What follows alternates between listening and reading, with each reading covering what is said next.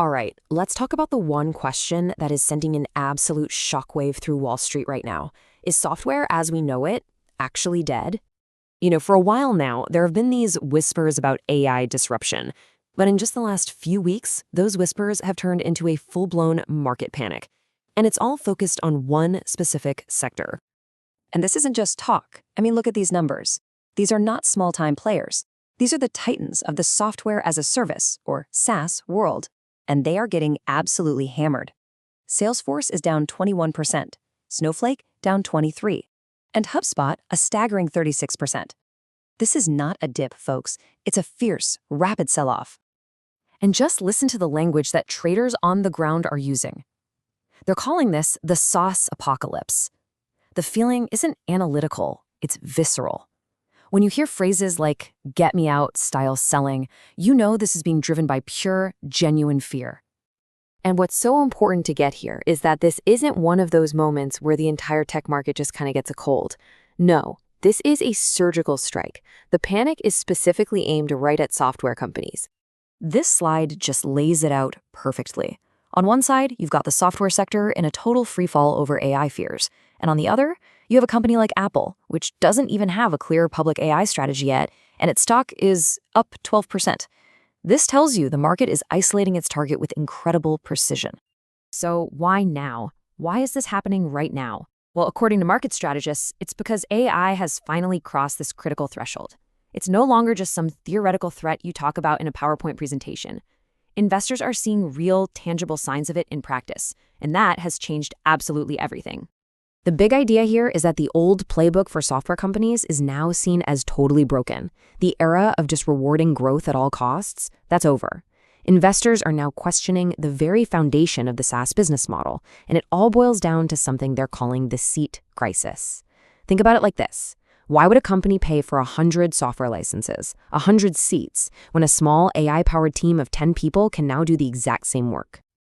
And this is where that abstract fear becomes incredibly real. A CNBC anchor, just for fun, decided to see if she could replicate a major SaaS tool using an AI assistant. 1 hour later, she had a working version. Just let the implications of that sink in for a minute. And hey, it's not just journalists or coders who have access to these things anymore. We're now seeing stories of non-technical employees, like sales associates, using AI to build their own custom workflows, completely replacing paid software they were using before. The barrier to entry for creating software is just vanishing right before our eyes. But hold on, there's a really powerful counterargument that's gaining a lot of steam. The basic idea is that this whole AI doomsday narrative is being pushed by people who only see the world through the lens of a tiny, agile startup. And this slide just shows that huge disconnect. A small startup can vibe code a new tool, basically build it on the fly, over their lunch break. But a large enterprise, it's running on decades of complex, layered systems. You've got compliance controls, fragile integrations.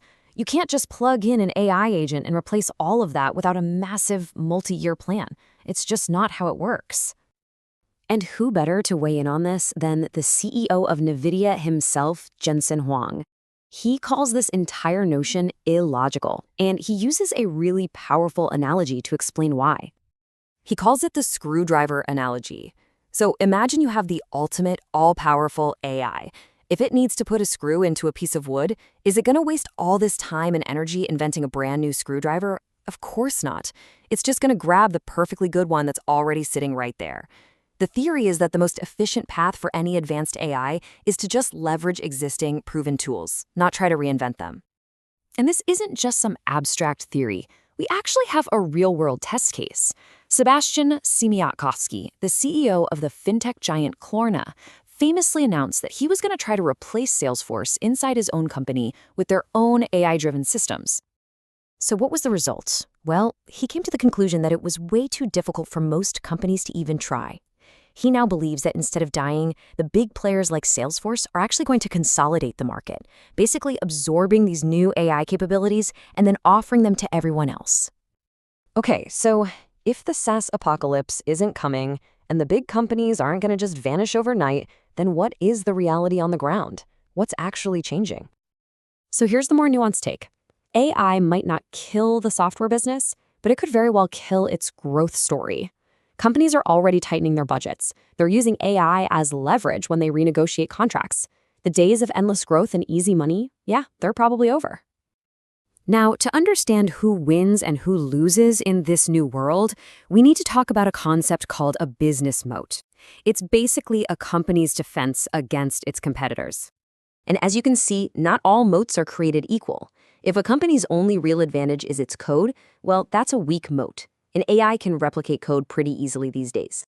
But strong moats, things like massive distribution networks, proprietary data, and the trust that you build from years of compliance and security, AI can't just replicate those overnight. The companies with these strong moats are the ones that will most likely thrive. So what's the path forward for these companies? Well, experts are suggesting a 3-step plan. First, get your finances in order. That means cutting things like excessive stock compensation. Second, become power users of AI yourselves to boost your own efficiency. And third, start transitioning your entire business model away from selling seats and towards selling AI agents that actually get jobs done. There's also a silver lining in all of this. For years, let's be honest, a lot of enterprise software products have been criticized for being clunky and just having terrible user experiences. This new competitive pressure from AI might finally force these companies to compete on quality and actually make their products good. Imagine that. But let's be clear about something. While a 50,000-person company might not be replacing its core systems overnight, the disruption is still going to be immense, especially in the consumer space. One expert predicts that AI agents could replace up to 80% of the single-purpose apps we all use on our phones right now. And this brings us to a final, really provocative idea that kind of challenges Jensen Huang's screwdriver analogy. He argued an AI would just pick the best existing tool. But what happens when that AI has zero brand loyalty? What if it can analyze every single tool on the market in real time and switch to a slightly better or cheaper option in a millisecond? That could just erase vendor relationships entirely. It is the very definition of commoditization. So where does that leave us? Is the market's panics just a momentary overreaction? Or is it a painful but maybe necessary correction as we all start to price in a world that is about to fundamentally change? While the immediate sell-off might stabilize, the underlying questions about value, about growth, and about the very nature of software, they're here to stay.